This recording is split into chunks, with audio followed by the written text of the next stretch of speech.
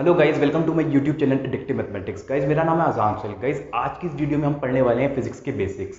Guys अगर आप class 11th में हो या 12th में हो और आप चाहते हो कि मेरी फिजिक्स है वो बहुत अच्छी हो जाए या कॉम्पिटिटिव एग्जाम्स की तैयारी कर रहे हो, तो गाइज फिजिक्स एक ऐसा सब्जेक्ट है जिसे हमें बेसिक्स से समझना होता है। गाइज बिल्कुल बेसिक्स आने चाहिए, तभी हम जीरो से लेके हीरो लेवल तक क्वेश्चन कर पाएंगे, उसके कंसेप्ट को समझ पाएंगे। तो आज हम फिजिक्स के बेसिक्स सारे कवर करने वाले हैं, जिसमें मैं आज आपको पढ़ाने वाला हूँ स्केलर्स क्वांटिटीज, वेक्टर क्वांटिटी, उसके लिए कौन कौन से लॉ दिए गए हैं गाइज।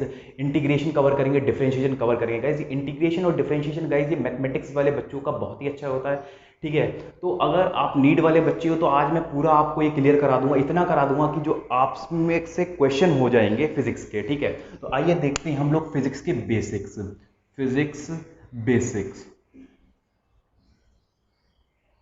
पहला टर्म आता है गाइज इसमें स्केलर और दूसरा टर्म आता है वेक्टर। स्केलर क्वांटिटीज कौन सी होती हैं गाइज? जिसके पास मैग्नीट्यूड होता है गाइज। ये हमने एस चांद की बुक में पहले पेज में क्लास 9th में पढ़ा था। इसकी डेफिनेशन लिख रखी थी कि वो क्वांटिटी जिसके पास मैग्नीट्यूड होता है, सिर्फ मैग्नीट्यूड, उसको बोलते हैं स्केलर्स। और जिसके पास magnitude as well as direction होता है guys, as well as direction होता है, उसको बोलते हैं वेक्टर क्वांटिटीज गाइज। अब देखो इसको हम एग्जांपल से समझते हैं गाइज। देखिए हम पहले एग्जांपल देखते हैं गाइज, कौन कौन सी क्वांटिटीज हमारी स्केलर्स है, कौन कौन सी क्वांटिटीज हमारी वेक्टर्स हैं guys.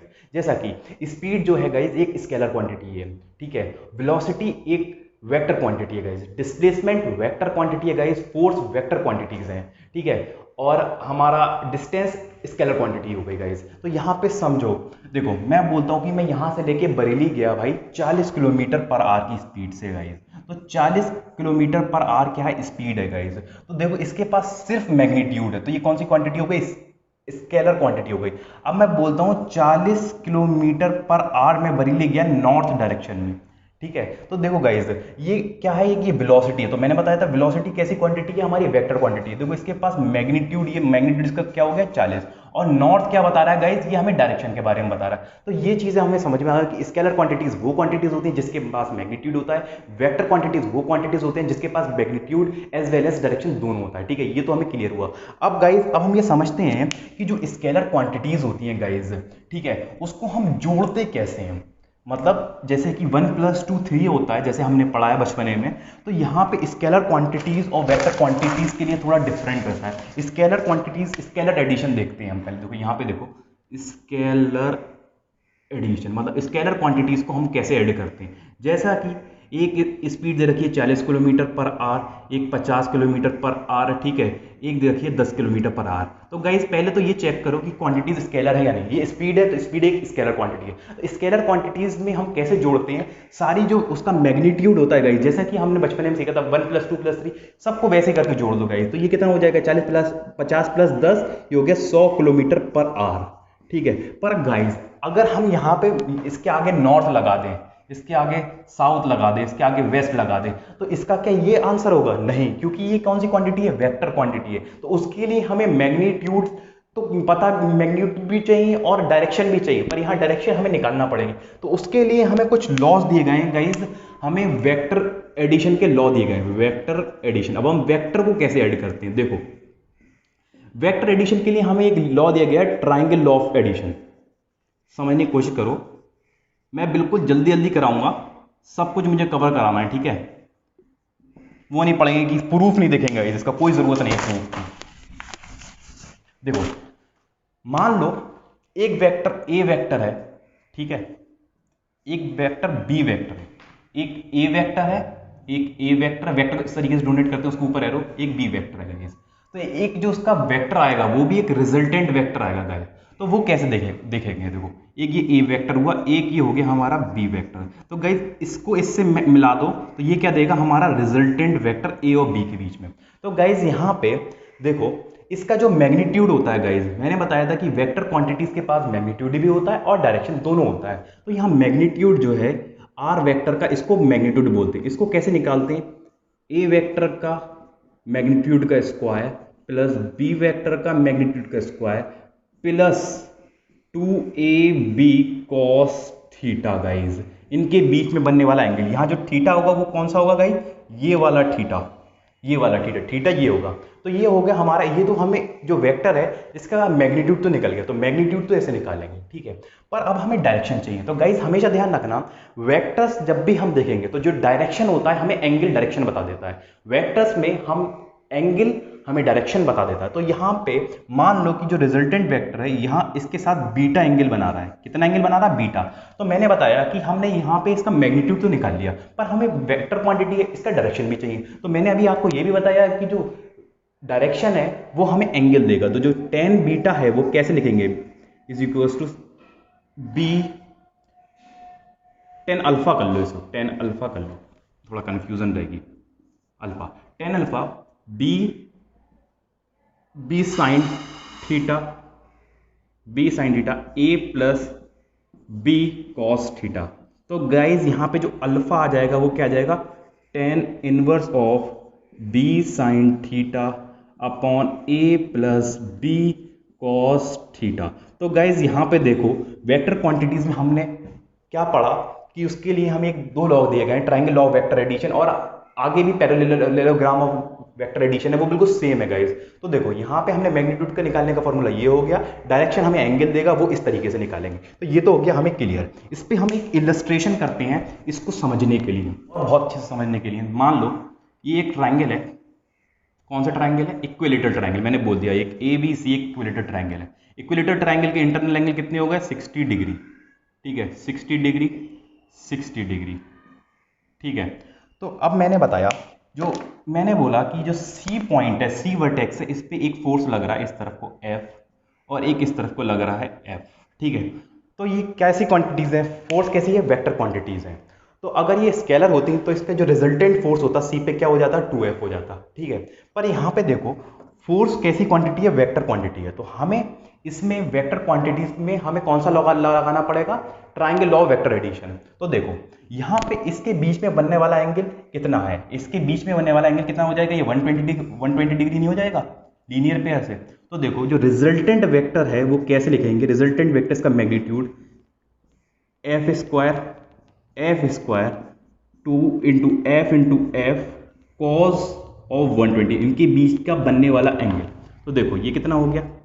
F square plus F square, ये हो जाएगा माइनस का एफ स्क्वायर, कॉस 120 की वैल्यू होती है 1/2, माइनस का 1/2, 2 से 2 कैंसिल, माइनस का आ जाएगा, तो ये एफ से एफ कैंसिल हो जाएगा। तो जो रिजल्टेंट फोर्स हो गया इस पे कितना हो जाएगा? एफ आ। तो यहाँ पे एक रिजल्टेंट आएगा, उसको बोलेंगे एफ। तो ये इस तरीके से हमने वेक्टर क्वांटिटीज का एक इलस्ट्रेशन भी देख लिया गाइज।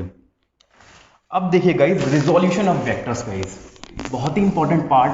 ये आगे हम जब मैकेनिक्स पढ़ेंगे और काफ़ी जगह इसका यूज़ है, पूरी मैकेनिक्स में बहुत यूज़ है इसका रिजोल्यूशन। अगर आपको ये नहीं आता है ना तो आप कुछ नहीं कर पाओगे। देखो मान लो ये कैसी, एक एक्स एक्सिस है, एक ये वाई एक्सिस है, एक ये एक्स एक्सिस है, ये वाई एक्सिस है, एक ये वेक्टर दे रखा है हमें, एक ये फोर्स है, एक वेक्टर है, और एक्स एक्सिस के साथ थीटा डिग्री एंगल बना रहा है, ठीक है। तो हमें करना रेजोल्यूशन ऑफ वेक्टर्स का मतलब होता है कि जो वेक्टर है उसको हम पर्टिकुलर एक्सिस में तोड़ दें। देखो ये फोर्स है, इसको ये इस तरफ जा रहा है गाइस, ठीक है। तो इसको हम एक्स एक्सिस और वाई एक्सिस तरफ कैसे तोड़ेंगे? देखो इसको बोलेंगे एफ कॉस थीटा, ये आ जाएगा हमारा एफ साइन थीटा। तो यही हो गया हमारा रिजोल्यूशन ऑफ वेक्टर। अब इसके बाद जब ये फोर्स टूट गए तो इस वाले फोर्स से हमें मतलब नहीं रहा, हम एक्स और वाई डायरेक्शन में ही फोर्स देखेंगे गाइस। तो ये थीटा के साथ एंगल बन रहा है, ये वाली एक्सिस, इसके साथ क्या आएगा? Cos theta. अगर ये 90 माइनस थीटा होता तो क्या आ जाता गाइस? ये आ जाता F cos of 90 minus theta. ये अगर 90 माइनस थीटा होता तब मैं उसकी बता रहा हूं, तो F cos 90 minus theta sine theta, और ऊपर वाला क्या आ जाता? साइन थीटा जाएगा एफ कॉस थीटा। तो ये हो गया हमारा रिजोल्यूशन ऑफ वेक्टर गाइस। इस पे एक क्वेश्चन देखते हैं। देखो एक ये वाई एक्सिस है, एक ये एक्स एक्सिस हो गई, फोर्स दे रखा है हमें 60 न्यूटन, ठीक है, 60 न्यूटन फोर्स दे रखा है, ये 30 डिग्री एंगल है। तो अब हमें इसको एक्स और वाई एक्सिस में इसका रिजोल्यूट करना है गाइस। तो देखो ये क्या हो जाएगा? 60 cos times of 30 x axis की तरफ, और वाई एक्सिस की तरफ क्या जाएगा? 60 साइन टाइम्स ऑफ 30, ठीक है। तो ये 60 इंटू साइन 30 की वैल्यू 1/2, और ये कॉस 30 की वैल्यू √3/2, 230, तो ये आ जाएगा 30√3 न्यूटन एक्स एक्सिस में फोर्स, और ये आ गया हमारे पास 30 न्यूटन वाई एक्सिस में फोर्स। तो हमने रिजोल्यूशन ऑफ वेक्टर्स भी देख लिया, ये हमें समझ में आ गया। ठीक है, अब हम देखते हैं गाइज डिफरेंशिएशन और इंटीग्रेशन। गाइज ये बहुत ही इंपॉर्टेंट पार्ट है और बहुत ही वाइड पार्ट है। क्लास 12th में ये करीबन 2 से लेके 2.5 महीना चलता है गाइज, पर हम इसमें इतना देखने वाले हैं कि जो हमसे क्वेश्चन है फिजिक्स के वो सारे हो जाएं गाइज। तो देखो डिफरेंशिएशन,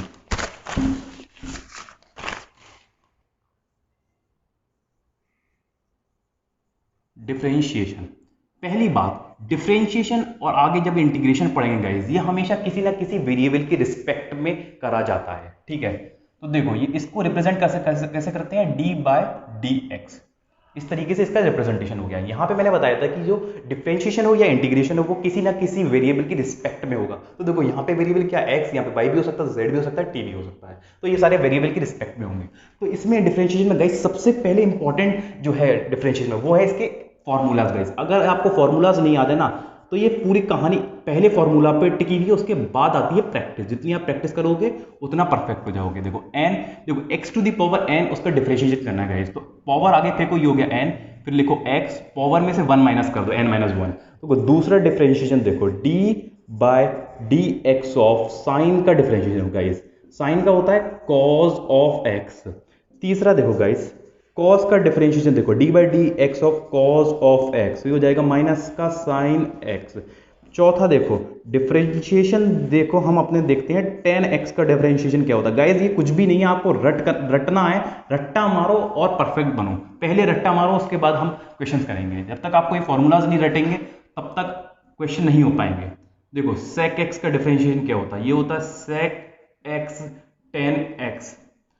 छठा देखो d by D x of cot x का डिफरेंशिएशन क्या होता है गाइस, ये होता है minus of cosec square X. कोई इसका दूसरा चारा नहीं है, सिर्फ रटना है। d by D x of cosec x, ये हो गया माइनस का cosec x into cot x. आठवां फॉर्मूला देखो d by D x of constant का डिफरेंशिएशन गाइस, कॉन्स्टेंट का डिफरेंशिएशन 0। 9 देखो guys d by D x of log of x, log x का डिफरेंशिएशन क्या होता है 1 अपॉन एक्स।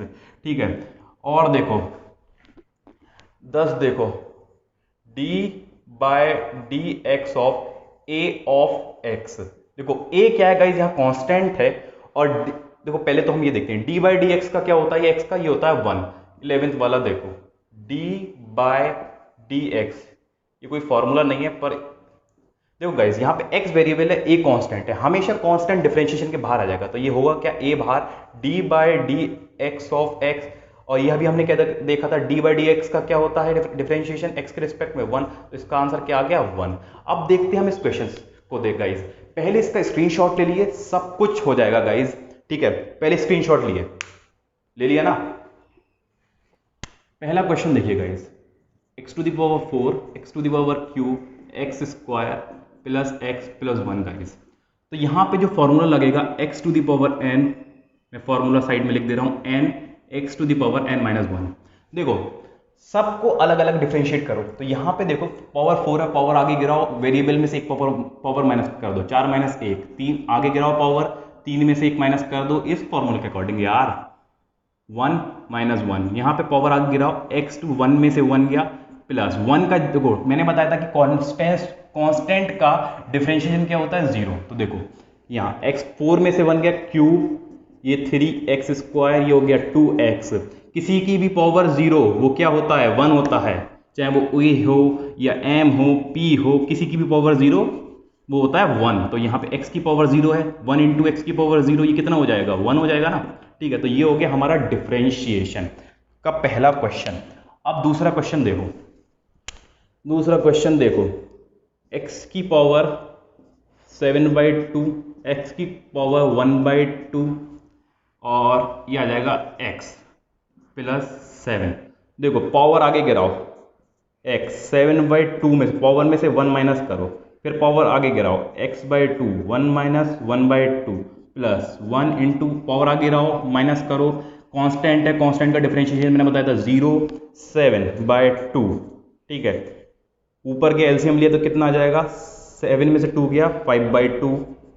ठीक है, यहाँ आ जाएगा हम हाफ ऑफ x की पावर 1/2, तो यहाँ पे देखो ये हो गया x की पावर 0 प्लस 0, ये आगे सॉल्व करो इसको, तो 7/2 x टू द पावर 5/2, ठीक है, 1/2।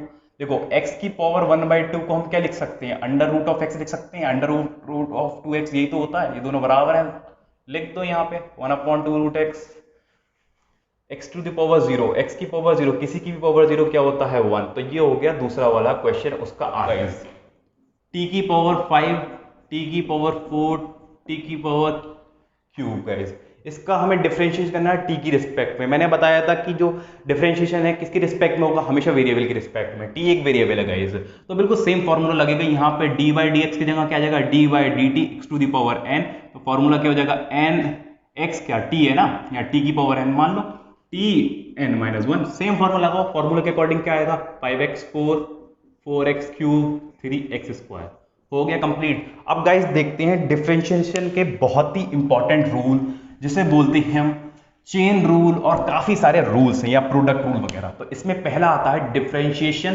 रूल, देखते हैं डिफरेंशिएशन के रूल। देखो पहला देखो चेन रूल, चेन रूल क्या बोलता है गाइस, देखो इसको हम कोई स्टेटमेंट नहीं देंगे, इसको हम एग्जांपल से समझते हैं गाइस। देखो 10, ये 10 दे रखा है हमारे पास, 10 mx, ठीक है गाइस। देखो हमें मालूम था जो dy dx 10 का डिफरेंशिएशन क्या होता है गाइस, sec स्क्वायर x होता है ना। तो यहाँ पे जो चीज लिखी हुई है इसको हम x अपने दिमाग में लेके चलेंगे कि भाई यहाँ पर x है, तो यहाँ का इसके अकॉर्डिंग क्या जाएगा, इस फॉर्मूले के according sec square of x mx, पर यहाँ पे देखो x है नहीं गाइज, यहाँ पे m और है, m इंटू एक्स है, तो गाइज अगर इसके अकॉर्डिंग नहीं है तो यहाँ पे जो एक्स्ट्रा है गाइज उसका डिफरेंशिएशन कर दो, mx एक्स्ट्रा है ना यहाँ पे mx, तो यहाँ पे m का डिफरेंशिएशन मार दो और x का डिफरेंशिएशन 1, तो ये हो गया हमारे चेन रूल के अकॉर्डिंग पहला आंसर। देखो इस चीज को और समझते हैं, 10 m स्क्वायर x स्क्वायर का डिफरेंशिएशन देखते हैं गाइज, ये क्या होगा sec square m square x square होगा। अब देखो गाइज यहाँ पे m स्क्वायर और x स्क्वायर, हमें x का पता होता था डिफरेंशिएशन, 10x का डिफरेंशिएशन पता होता, पर m स्क्वायर x स्क्वायर का पता नहीं होता, इसके लिए हमने एक चेन रूल दिया गया है। तो यहाँ पे देखो जो चीज पहले हमें जिसका पता है उसका तो वैसे लिख दो, उसके बाद जो दो बचेगा उसका डिफरेंशिएशन करो, तो m स्क्वायर बाहर ले लो और x स्क्वायर का डिफरेंशिएशन x के रिस्पेक्ट में क्या आ जाएगा 2 इंटू एक्स, तो ये हो गया हमारा आंसर। और देखो एक और क्वेश्चन देखो गाइस, जैसे log mx, देखो log mx का डिफरेंशिएशन करना है गाइस, इसका करना है डिफरेंशिएशन dy dx, तो log x का डिफरेंशिएशन क्या होता था 1/x होता था, इसके अकॉर्डिंग 1/mx हो जाना चाहिए, ठीक है, और जो बचा है m इंटू एक्स, इसका डिफरेंशिएशन फिर कर दो, m कांस्टेंट है बाहर आ गया, x का डिफरेंशिएशन x के रिस्पेक्ट में 1, तो m से m कट गया, तो ये आ गया हमारे पास 1/x, ठीक है गाइस। तो देखो और चीज देखो, और देखो यार sec ऑफ px गाइस, इसका हमें डिफरेंशिएशन करना है। क्वेश्चन देखो sec का डिफरेंशिएशन होता क्या था sec x tan x, तो वैसे लिख दो sec px tan px, लिख दिया। px में इन दोनों का डिफरेंशिएशन करो, p क्या कांस्टेंट है बाहर निकाल लो, x का डिफरेंशिएशन x के रिस्पेक्ट में क्या हो गया 1, तो गाइज ये हो गया हमारा चेन रूल। उसके बाद गाइज हमारा आता है प्रोडक्ट रूल। गाइज अब गाइज दूसरा रूल आता है हमारा प्रोडक्ट रूल। डिफरेंशिएशन को गाइज फंक्शन है उसके ऊपर ऐसे डैश लगा दें गाइज, कोई भी एफ एक्स कोई फंक्शन है, डैश ऊपर लगा दें गाइज, तो ये रिप्रेजेंट करता है कि इसका डिफरेंशिएशन हो रहा है गाइज। तो प्रोडक्ट रूल देखो गाइज, यहाँ पे एक प्रोडक्ट रूल है एक्स वाई है गाइज, इसका डिफरेंशिएशन करना है डी बाई डी एक्स। तो इसमें करते क्या है, पहला फंक्शन इसे मानो, सेकंड फंक्शन इसे मानो गाइज, पहले फंक्शन को ऐसे रहने दो, दूसरे फंक्शन का एक्स के रिस्पेक्ट में डिफरेंशिएशन कर दो गाइज, ठीक है। पहला फंक्शन सेकंड वाले को ले लो, पहले का डिफरेंशिएशन कर दो d by D x of x, तो ये क्या आ गया x d by D x plus y into x. देखो आ गया समझ में, हो गया ना, प्रोडक्ट रूल भी समझ में आ गया होगा, मतलब पहले फंक्शन को ऐसे ही रहने दो, दूसरे का डिफरेंशिएशन करो, फिर प्लस करो, फिर दूसरे को ऐसे ही रखे रहने दो, फिर दूसरे का डिफरेंशिएशन कर दो, एक्स के रिस्पेक्ट में। इस पे हम क्वेश्चन करते हैं बहुत तगड़े यहाँ पे। अब जो मैं क्वेश्चन कराने जा रहा हूँ वो उसमें चेन रूल भी लगने वाला है। देखो guys, x square y square का हमें डिफरेंशिएट करना है एक्स के रिस्पेक्ट में। तो अभी हमने पढ़ा था कि जो प्रोडक्ट रूल देखा था वो हमने एक्स और वाई के लिए देखा था गाइस, ठीक है। पर यहाँ पे एक्स स्क्वायर वाई स्क्वायर अगर, तो हम क्या करें, देखो मैंने बताया था कि पहले फंक्शन को ऐसे ही रहने दो, दूसरे फंक्शन का डिफरेंशिएशन करो गाइस। तो वाई स्क्वायर का डिफरेंशिएशन एक्स के रिस्पेक्ट में क्या होगा, 2y d y upon d x, यही तो होगा, है ना, प्लस वाई स्क्वायर, फिर दूसरे फंक्शन को लिखो, मल्टीप्लाई का साइन लगाओ और पहले फंक्शन का डिफरेंशिएशन कर दो, 2 इंटू एक्स इंटू 1। तो ये हो गया हमारा आंसर। प्रोडक्ट रूल और चेन रूल इसमें दोनों लगाए गाइस, ठीक है। और देख लो, एक और क्वेश्चन देख लेते हैं हम। x5 y3, पहला फंक्शन ऐसे ही रहने दो, दूसरे वाले फंक्शन का डिफरेंशिएट करो, क्या होगा 3y square d y by D x, x के रिस्पेक्ट में, प्लस दूसरा फंक्शन ऐसे ही रहने दो, पहले वाले फंक्शन का डिफरेंशिएट करो 5x4। तो ये हो गया हमारा आंसर। अब गाइस तीसरा रूल देखो गाइस, इसको बोलते हैं गाइस क्वेश्चन रूल गाइस। अगर हमें कोई फंक्शन दे रखा है x अपॉन वाई की फॉर्म में, ठीक है, तो उसका हम डिफरेंशिएशन कैसे करेंगे, इसके लिए क्वेश्चन रूल दिया गया गाइस। तो नीचे वाले का स्क्वायर करो, फिर नीचे वाले को ऐसे ही रखे रहने दो, फिर जो दूसरा वाला फंक्शन है उसको x के रिस्पेक्ट में डिफरेंशिएट कर दो, माइनस, फिर x पहला वाला जो ऊपर वाला फंक्शन ऐसे रख रहे हैं, तो फिर d y upon d x. तो ये अब गाइस देखिए गाइस, ये रहे हमारे मिक्स क्वेश्चन गाइस। इसमें हमें d y by D x मतलब एक्स के रिस्पेक्ट में डिफरेंशिएट करना है गाइस। तो हमें पता है, सारे हमने फॉर्मूलाज पढ़ चुके हैं गाइस। तो साइन का जो डिफरेंशिएट होता है वो गाइस क्या होता है, कॉज एक्स होता है। तो गाइस कॉज एक्स लिख दो, इसको एक्स मानो इमेजनरी, तो ये हो गया एक्स स्क्वायर। तो देखो यहाँ पे एक्स तो है नहीं, तो ये जो एक्स स्क्वायर इसका फिर से डिफरेंशिएशन करो गाइस, ये चेन रूल के अकॉर्डिंग 2x। तो ये हो गया हमारा पहला क्वेश्चन। दूसरा वाला देखो गाइस, 10 का डिफरेंशिएशन क्या होता है गाइस, होता है सेक स्क्वायर ऑफ, ये x तो है नहीं, इसको पर हम दिमाग में लेके चल रहे हैं कि x है, sec square of 2x square plus 3 guys. अब देखो यहाँ पे 2x square plus x plus 3 guys, यहाँ पे ये x तो है नहीं, फिर इसका डिफरेंशिएशन कर दो पूरे का गाइज। जब 2x स्क्वायर का डिफरेंशिएशन करोगे तो आ जाएगा 4x और कांस्टेंट का आ जाएगा 0। तो यहाँ क्या आ जाएगा 4x sec square 2x square plus 3 guys, ये हो गया हमारा आंसर। तीसरा वाला देखो, cos of root x guys. Cos का जो डिफरेंशिएशन होता है गाइज, साइन होता है माइनस का साइन ऑफ एक्स। तो लिख दो साइन ऑफ रूट एक्स। तो रूट एक्स का डिफरेंशिएशन क्या होगा गाइज, रूट एक्स का डायरेक्ट डिफरेंशिएशन होता है 1/2 रूट एक्स, ठीक है। फिर से डिफरेंशिएट करते हैं चेन रूल के अकॉर्डिंग। अब देखो गाइज, तीसरे चौथे वाला, अभी तक हमने जितने क्वेश्चन करे सब में चेन रूल लगा है। अब हम आगे प्रोडक्ट रूल भी लगाएंगे। तो cos of sine x, cos का डिफरेंशिएशन क्या होता है गाइज, साइन। तो साइन ऑफ साइन एक्स, ठीक है। पर ये देखो ये x तो है नहीं, फिर से इसका डिफरेंशिएशन कर दो चेन रूल के अकॉर्डिंग, साइन का क्या हो गया cos x। अब देखो गाइस, यहाँ पे x y plus y square plus x, इसमें गाइस चेन रूल भी लगेगा और नॉर्मल डिफरेंशिएशन भी लगेगा। देखो गाइस, पहला फंक्शन ऐसे दो, इसमें क्या लगेगा, प्रोडक्ट रूल लगेगा हमारा, ठीक है। तो x पहला फंक्शन ऐसे ही d y by D x हमें निकालना है, दूसरा फंक्शन का डिफरेंशिएशन, फिर दूसरा फंक्शन ऐसे ही पहले का डिफरेंशिएशन x के रिस्पेक्ट में, x का x के रिस्पेक्ट में जो डिफरेंशिएशन हो जाएगा डी बाई डी एक्स क्या हो जाएगा, d x upon d x हो जाएगा 1, ये प्लस प्लस इतने पार्ट का डिफरेंशिएशन ये आएगा, प्लस वाई स्क्वायर का डिफरेंशिएशन क्या हुआ 2y plus d y by D x, x का डिफरेंशिएशन 1, वाई का differentiation d y by D x. Guys d y by D x यहाँ से डायरेक्ट निकाल लो, सबको सॉल्व करके दो ले जाके वैल्यू आएगी कुछ ना कुछ, ठीक है। अब गाइस देखिए इंटीग्रेशन, गाइस ये भी बहुत ही वाइड टॉपिक है गाइस। अगर आपको पूरा पढ़ना है तो जाइए मेरे चैनल प्लेलिस्ट मिल जाएगी, जहाँ पे मैंने डिफरेंशिएशन और इंटीग्रेशन में कवर कराऊंगा या कराया हुआ होगा, तो वहाँ पे आपको मिल जाएगा, वहाँ से आप पूरा पढ़ सकते हैं गाइस, ठीक है। इंटीग्रेशन गाइस ये भी डिफरेंशिएशन की तरह किसी वेरिएबल की रिस्पेक्ट में होता है। देखो यहाँ पे dx की रिस्पेक्ट में होता है, ये हो गया इसका साइन, ठीक है, साफ जैसा।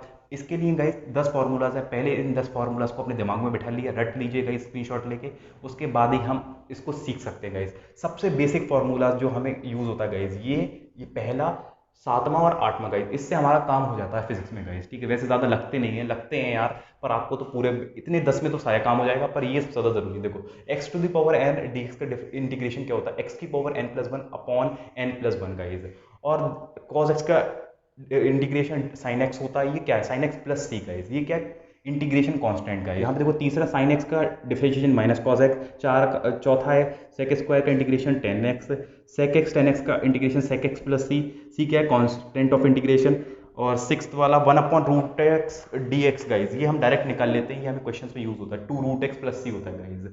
अब देखो एक 11th वाला एक और लिख दूं, इंटीग्रेशन 1/x dx क्या होता है guys, log of x plus C.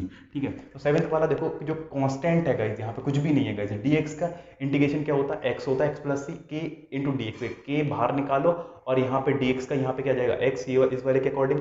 Ninth low cosec square का जो इंटीग्रेशन होता है माइनस कॉट एक्स, नाइन्थ में ये guys cosec x into cot x का होता है इंटीग्रेशन, माइनस का कोसेक एक्स, 1/x dx का इंटीग्रेशन होता है log of x plus c guys. तो गाइज ये सारे फॉर्मूलाज याद कर लिए, उसके बाद हम करते हैं कुछ क्वेश्चंस। अब गाइस देखिए क्वेश्चन देखिए guys, x to the power 5 का इंटीग्रेशन करना है, तो फॉर्मूले के अकॉर्डिंग के पावर में एक ऐड कर दो, नीचे वही पावर लिख दो, पावर में एक ऐड कर दो, नीचे वही लिख दो, x to the power 4/4 x to the power cube upon 3, x का इंटीग्रेशन एक्स स्क्वायर अपॉन 2। अब देखो गाइस x की पावर 1/2 का जो इंटीग्रेशन का फॉर्मूला, उस पर पहले फॉर्मूले के अकॉर्डिंग ये होगा 1/2 प्लस 1। देखो x की पावर 0 क्या है, 1 है, इसका हमें इंटीग्रेशन करना है। इंटीग्रेशन 1 का कांस्टेंट का इंटीग्रेशन क्या होगा, x के रिस्पेक्ट में x होगा।